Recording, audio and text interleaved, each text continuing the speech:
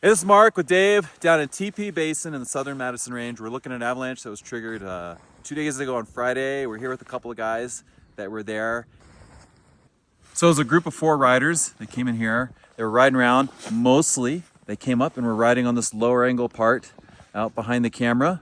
And they were actually done riding in this area and were on their way out when one of the riders came right here by me, just came over a little bit so he could turn and head straight down on his way out. And the avalanche broke when he was right about here.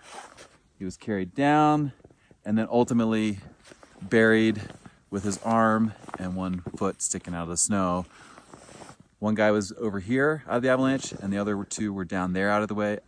They all had the right gear. They were able to dig him out right away. The main thing in terms of the snowpack is that what we're finding is these instabilities. They're in places actually where you might feel a little bit safer, on smaller slopes, down a little bit where this weak layer is preserved.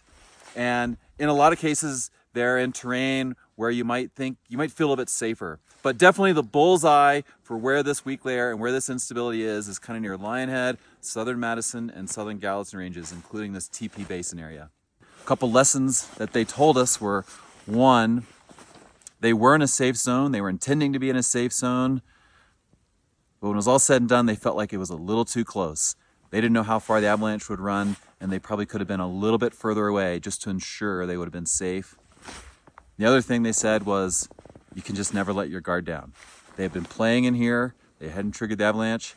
They were on their way out. The last thing they were thinking was that there would be an avalanche, and it happened when they least expected it. So you just have to be hyper vigilant and always aware when you're playing an avalanche terrain or near avalanche terrain.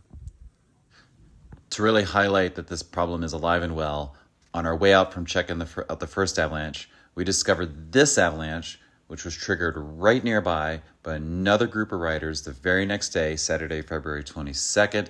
It doesn't appear that anyone was caught or buried, but we didn't speak with anyone who was involved.